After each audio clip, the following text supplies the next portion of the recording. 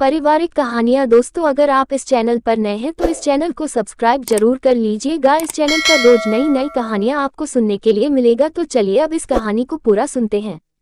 दुनिया और समाज चाहे जितने बदल जाएं, परिवार और परिवार की बुनियाद कभी बदलने वाली नहीं है। माहेश्वर तिवारी का एक गीत है, धूप में जब भी जले हैं पाँव, घर की याद आए। सार्वभौमिक सच यही है, भौतिकता की अगवानी में आदमी चाहे जितना आगे बढ़ जाए, जितना बदल जाए, परिवार के बिना वह रह नहीं सकता और परिवार उसके बिना नहीं रह सकता। कहा ही जाता है कि कोई भी घर छत, दीवार और दरवाजे से नहीं बनता, घर बनता है आपसी रिश्तों से। दुनिया और समाज चाहे जितने बदल जाएं, परिवार और परिवार की बुनियाद कभी बदलने वाली नहीं है। माहेश्वर तिवारी का एक गीत है, धूप में जब भी जले हैं पाँव, घर की याद आए। सार्वभौमिक सच यही है, भौतिकता की अगवानी में आदमी चाहे जितना आगे बढ़ जाए, जितना बदल जाए, परिवार के बिना वह रह नहीं सकता और परिवार उसके बिना नहीं रह सकता। कहा ही जाता है कि कोई भी घर छत, दीवार और दरवाजे से नहीं बनता, घर बनता है आपसी रिश्तों से।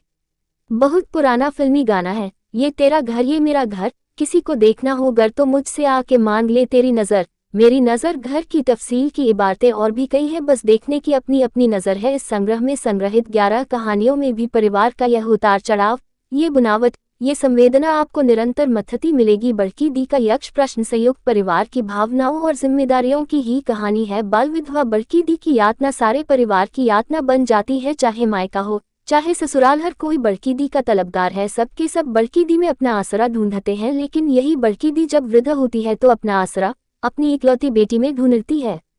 अपनी बेटी के प्रति वह इतनी आसक्त हो जाती है, इतनी पजेसिव हो जाती है कि उसके बिना रह नहीं पाती, उसके साथ रहने चली जाती है तो जैसे कोहराम मच जाता है, परिवार का बना बनाया ढांचा टूट जाता है। लोग दांतों तले उंगली दबा लेते हैं, क्या मायका क्या ससुराल, हर कहीं बड़की दी की थू थू होने लगती है।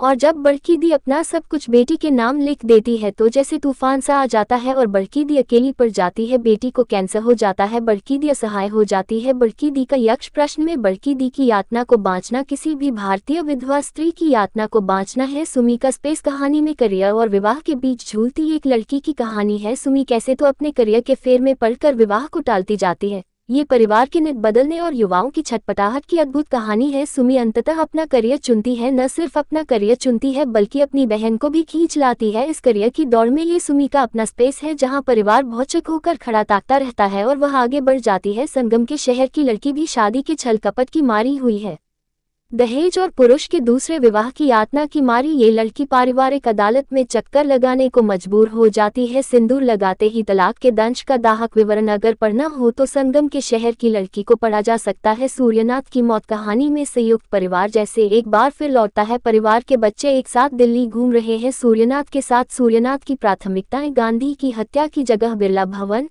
राष्ट्रपति भवन, नेशनल म्यूजियम आदि है तो बच्चों की प्राथमिकता पर मेट्रो और माल है। परिवार के मुखिया और बच्चों की सोच में बदलाव और प्राथमिकता की जो धड़कन है, बाजार और मूल्यों की जो मार है, वह एक साथ सूर्यनाथ की मौत में उपस्थित है। घोड़े वाले बाव साहब एक निसंतान दंपति की कथा तो है ही, सामंती अवशेष और उसकी ऐंठ की पड़ताल भी इस कहानी में दिलचस्प है। मन्ना जल्दी आना परिवार की ऐसी त्रासदी में डूबी कहानी है जो सरहदें लांघती मिलती है। अब्दुल मन्नान देश दर देश बदलते हैं एक साजिश का शिकार होकर, लेकिन अगर वह भारत देश से फिर भी जुड़े रहते हैं तो वह परिवार और पारिवारिक विरासत के ही चलते, यहाँ तक कि तोता भी उनके परिवार का अटूट हिस्सा बन जाता है। मन्ना जल्दी आना में तमाम यातनाओं और मुश्किलों के बावजूद परिवार कैसे तो एकजुट रहता है, ये देखना अविरल अनुभव है। संवाद कहानी में पिता, पुत्र और विमाता के अर्तन संघर्ष की कड़वी टकराहट है, कैसे दो पीढ़ियों का टकराव जिसे हम जनरेशन गैप भी कह सकते हैं संवाद में हमारे रूबरू है। तो भूचाल कहानी में एक माँ और बेटे का संघर्ष, महत्वाकांक्षा, अपेक्षा और कुधन की अजीब कैफियत है। जब माँ कहती है कि बलात्कार से पैदा हुआ बेटा बेटा नहीं होता तो उस माँ की यातना, उसकी तड़प का अंदाजा लगाया जा सकता है, लेकिन परिवार तो परिवार है, वह टूटता है तो जुड़ता भी है। हर परिवार की यही कहानी है। राम अवतार बाबू कहानी में तो जीव जंतु भी कैसे तो परिवार के अभिन्न सदस्य बन जाते हैं, देखकर कौतूहल होता है, आश्चर्य होता है। कन्हैयालाल की मुश्किलें और हैं तो मेल की दूब की जिजीविषा और संघर्ष का ताना बाना और है सूखे का मारा पूरा गांव और परिवार का जीवन। इस कहानी की इस इबारत में बांचा जा सकता है, हम तो मेल की दूब हैं काके, कितनी बार सूख कर फिर हरे हो गए, सूखना और फिर हरा होना, यही तो जिंदगानी है और यह बज्जर सूखा सदा थोड़े ही रहेगा। इन 11 पारिवारिक कहानियों के सारे रेशे, सारे तनाव और सारी भावनाएं परिवार की खुशियों, परिवार की अनिवार्यता और उसके तनाव से ही जुड़े हुए हैं। आमीन। दूसरी कहानियां इसे भी जरूर सुने। बिमला को इस महानगर में आए हुए पूरे 9 साल हो गए हैं। गांव में तो उसका कोई नाम ही नहीं था। सब उसे चंपक की कन्या कहकर ही बुलाते। मायके में सब उसे केसर की बिटिया कहते। अकेली माई ही कभी कभी विनती पुकार लेती। इस शहर ने उसे एक पहचान दी है बिमला, और इस नाम के चलते उसे लगने लगा है कि वह भी 84 लाख जून भुगत के इंसान की जून में आ गई है। जहां उसका डेरा है वह है महानगर की हाईवे सड़क। 8 लंबी चौड़ाई सड़क के साथ साथ लेटी हुई है। सामने फ्लाईओवर का उतार है। उतार से कुछ पहले ही एक बेंगे से खाली मैदान में कुछ कच्ची अधपकी झुग्गियां बनी हैं। कुछ तो चिकनी मिट्टी और गोबर के लेप से पुती सजी संवरी खंगाई हैं। कुछ पैन की टहनियों और मोमजामे के टुकड़ों से बनी हैं। ये वे लोग हैं जो पिछले 3-4 साल में गांवों से रोजी रोटी की तलाश में इस शहर में आए थे। सामान के नाम पर इनके पास हैं थोड़े से बर्तन, 2-4 रंग उड़ाई घिसी चद्दरें, 1-2 घी के खाली कनस्तरों को ढक्कन लगवाकर बनाई पेटी, 1-8 कनस्तर, 2-4 कपिंगे लत्ते और 1 अदद फोल्डिंग चारपाई। कुल इतनी ही जमा पूंजी के सहारे इनकी 7-8 सदस्यों वाली गृहस्थी चल रही है। जो पिछले 8-9 साल से यहाँ आ बसे हैं वे इसी झोंपड़पट्टी के पास बने डेरों में रहते हैं, बाकायदा किराया देकर। इन डेरों में 4 दीवारी के भीतर एल शेप में बने हैं 10 से 12 कमरे। हर कमरे पर सीमेंट की चादरों की छत है। फर्श के नाम पर ईंटें बिछी हैं। हर कमरे के बाहर मिट्टी का चूल्हा बना है। आंगन के एक तरफ हाथ नल लगा है। इसी के नीचे ये लोग नहा धो लेते हैं। इसी नल का पानी पीने और खाना पकाने के काम आता है। दिन रात कोई न कोई पानी खींच रहा होता है तो एक अदद नाली बन गई है जिसकी कीचड़ भरी तली में मच्छर और दूसरे कीट कुलबुलाते रहते हैं। वैसे सड़क किनारे का सरकारी नल भी है पर वहां झुग्गी वालों को ही पानी कम हो जाता है। हर रोज कोई न कोई पानी के लिए लंघ रहा होता है। वैसे परेशानी इन घेरे हुए डेरों में भी कम नहीं है। जिस डेरे में बिमला रहती है उसमें भी 10 कमरे हैं। इन 10 कमरों में से 7 कमरों में 7 परिवार रहते हैं और किसी परिवार के सदस्य 5-6 से कम नहीं हैं। ये सभी सदस्य अपनी सामर्थ्य से कहीं अधिक काम करते हैं ताकि गुजारा हो सके। बाकी 3 कमरों में 20-20 लोग रहते हैं। कुछ दिन में मजदूरी करते हैं या रिक्शा चलाते हैं तो बाकी रात में चौकीदारी करते हैं या रिक्शा चलाते हैं। कमरे का 2000 किराया बढ़कर 200 हो जाता है। इस तरह हर समय 10 आदमी यानी कि 30 मानस तो डेरे पर बने रहते हैं। और सुबह जब काम पर जाने के लिए ये लोग अपने अपने कमरों और झुग्गियों से बाहर निकल सड़क किनारे खड़े होते हैं तो 2000 से ऊपर की ये भीड़ छोटा बिहार ही लगती है। औरतें और बच्चियां पास बनी कॉलोनी में झाड़ू बर्तन कर लेती हैं और बच्चे दिन भर कचरा बीन कर बोतलें गत्ते जैसा सामान इकट्ठा कर शाम को कबाड़ाई को बेच लेते हैं। कुल मिलाकर संतोष से जी रहे हैं। सुख की बात ये कि गांव जैसी बेगार यहाँ काटनी नहीं पिंगती। बिमला और उसकी 10 साल की बेटी कजरी ने भी पास के पटेल नगर मोहल्ले में 10 कोठी का काम पकड़ रखा है। 7 कोठी का झाड़ू पोंछा, 3 कोठी में 7 में बर्तन भी। कुल मिलाकर माँ बेटी 13-14 हजार महीना कमा लेती थी। चंपक रात को रिक्शा चलाता है तो रिक्शा का किराया चुका के 500 तो कमा ही लेता था। 3 बालक और छोटी कारों आंगन बढ़ाए जाते हैं। 2 अक्खर पने के साथ कपेंगे, जूते, किताब तो मिलती ही है, खिचड़ाई, दलिया भी खाने को मिल जाता है। कभी कभी किसी दिन किसी अमीर सेठ के बेटे का जन्मदिन हो तो समोसा या पेस्ट्री जैसा कुछ भी मिल जाता है।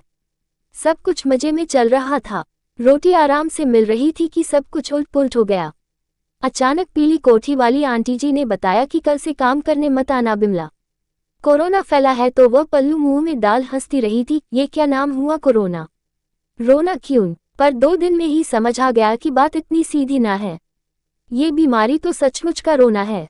सारे घरों ने उन्हीं 2 दिनों में उसे बुलाकर हिसाब चुकता कर दिया था, कल से मत आना। सड़क पर पुलिस की गाड़ियां अलग सायरन बजाती घूम रही थी। सड़क पर कोई चलता हुआ मिल जाता तो उसकी शामत आ जाती। पुलिस उठक बैठक कराती, कान पकवाती। दहशत के मारे लोग घर के बाहर पैर न रखते। लोग बीमार हो रहे थे। लोग सांस न आने से मर रहे थे। फैली महामारी ने चारों ओर हाहाकार मचा दी थी। हर तरफ दहशत और खौफ का माहौल बन गया था। ऊपर से सरकारी लॉकडाउन, दुकानें, मिल, बाजार सब बंद। सड़कें सुनसान, रिक्शा ऑटो सब एक कोने में उदास खिंगे थे। मजदूरों की मजदूरी छिन गई, देहाड़ाए वालों की देहाड़ाए। आजकल सब मर्द बिंगे नीम के पैन के नीचे ताश खेलते रहते हैं।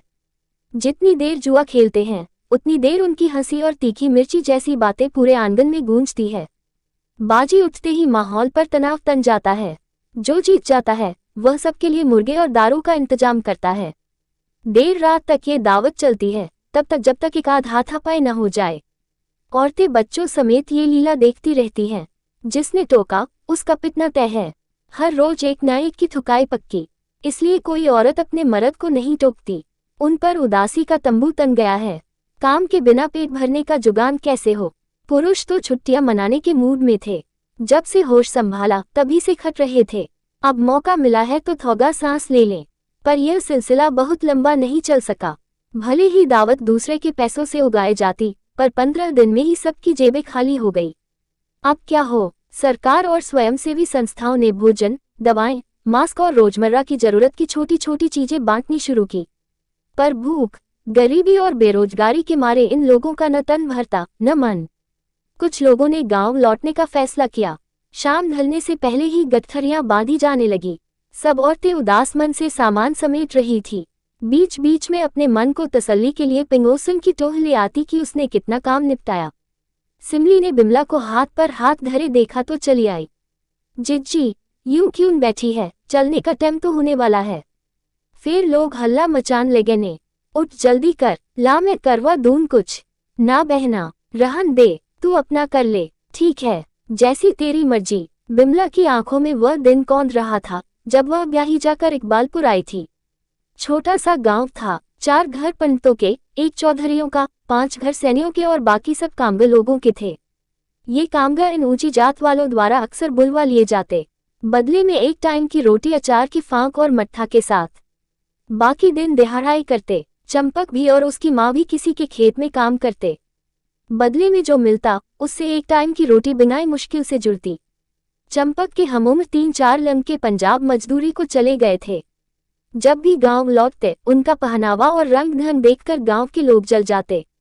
बया नई चाल के कपेंगे और नई ढाल के बाल बनाए ये जब भी साल बाद छठी पूजने या होली पर घर आते, सब घर वालों के लिए ढेर सारी सौगातें लाते। चंपक को भी उन्होंने साथ चलने के लिए कहा, पर बिमला ने सिर हिला दिया तो उस दिन चंपक का जाना कैंसिल हो गया। एक दिन सुबह चंपक घर से काम से निकला ही था कि राह में मनन पांडे मिल गए। कहाँ जा रहा है चंपक भाई? अम्मा कह रही थी अपनी लुगाई को 1-2 दिन भेज दे। अपनी कटोरी नैन गई है किसी रिश्तेदार की शादी में, 3 दिन बाद मुड़ेगी। भाभी गेहूं पछोड़ कर पिसान कर देगी। खेत जाना स्थगित कर वह घर लौट आया था। बिमला के नानुकर करने के बावजूद वह उसे पांडे के घर छोड़ आया था। अम्मा उसके इंतजार में चारपाई पर बैठी थी। कन्हैया यूं कर, टोकरा उठा और अंदर से गेहूं निकाल ला। उसने चुपचाप एक टोकरा गेहूं निकाल कर आंगन में ढेरी किए और दूसरा टोकरा लाने अंदर गई। अभी वह झुकी ही थी कि किसी के मजबूत हाथों ने उसे दबोच लिया। बाहर अम्मा बैठी है, चिल्लाऊं? ठीक है फिर खेत में आ जाए। और वह शरारती आंखों से देखता हुआ अंधेरे में अलोप हो गया। कितनी देर तक वह अपनी ही ढंग सुनती रही थी, फिर हिम्मत करके बाहर आई। गेहूं साफ करते हुए वह सभी संभावनाओं के बारे में सोचती रही। घर जाकर पति को बताए, पर वह अपने नपुंसक क्रोध से इस अमीरजादे का क्या बिगाड़ लेगा। थाना, पंचायत, कचहरी सब अमीरों के साथ है। सास को बताए, वह तो बेटे को ही बताएगी। लगा बुझा के पिटवा और देगी।